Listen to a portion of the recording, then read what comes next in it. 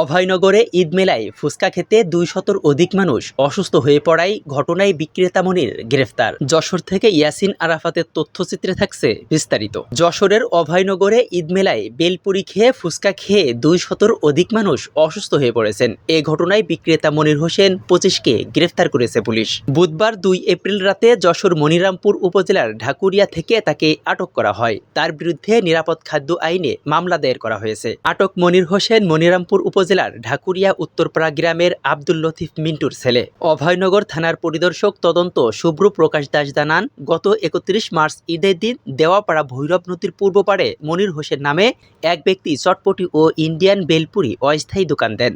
নদীর পাড়ে ঘুরতে যাওয়া বিভিন্ন বয়সের নারী, পুরুষ ও শিশুরা তার দোকান থেকে বেলপুরি খান।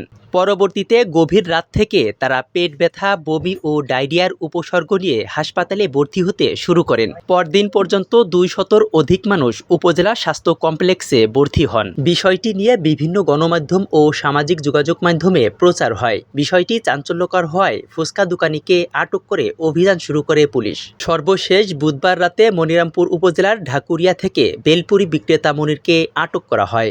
এরপর তার বিরুদ্ধে নিরাপদ খাদ্য আইনে তানজিম হোসাইন নামে এক ভুক্তভোগী মামলা দায়ের করেন। ওই মামলায় বৃহস্পতিবার তাকে আদালতে সোপর্দ করা হলে বিচারক তাকে কারাগারে পাঠান।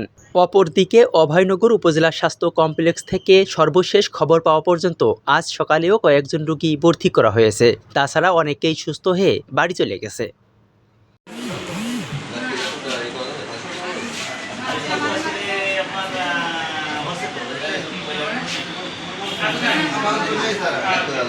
অভয়নগরে যারা প্রেস মিডিয়াতে কাজ করেন তাদেরকে তাদের সার্বক্ষণিক সহযোগিতা এবং আমাদের খোঁজখবর নেওয়ার জন্য আসলে আমরা হিমশিম খাচ্ছি। এই পরিস্থিতিতে ক্রুশিয়াল মোমেন্টে আমরা আমাদের ঈদের ছুটিটা পর্যন্ত কাটাতে পারিনি, কারণ যে পরিমাণ রুগী আসছে, প্রায় 200-র অধিক রুগী আমাদের এখান থেকে চিকিৎসা নিয়ে গেছে। 181 জন বা এরকম রুগী ভর্তি আছেন। তাদের অনেকের অবস্থা ভালো, অনেকের অবস্থা ভালো হওয়ার জন্য তারা ছুটি নিয়ে বাড়ি চলে গেছেন। কিছু রুগী চিকিৎসাধীন আছেন, বেশ কিছু রুগী চিকিৎসাধীন আছেন, তাদের কন্ডিশন এখন স্টেবল আছেন। আর যে সমস্ত রুগী খারাপ আছেন, 13 জন থেকে মতন রুগী খারাপ আছেন, তাদেরকে আমরা উন্নত চিকিৎসার জন্য মেডিকেল কলেজের সদর হসপিটালে উন্নত স্থানে রিফারেল যে জায়গায় আমরা প্রেরণ করেছি। আর আমরা যে কথাটা বলবো সেটা হচ্ছে যে আমরা সবাই কাঁধে কাঁধ মিলায় কাজ করছি। এবার আমরা আসলে কোনো কিছু মনে করি নাই, আমরা কাঁধে কাঁধ মিলায় কাজ করছি, সবার সহযোগিতা এগিয়ে আসছি।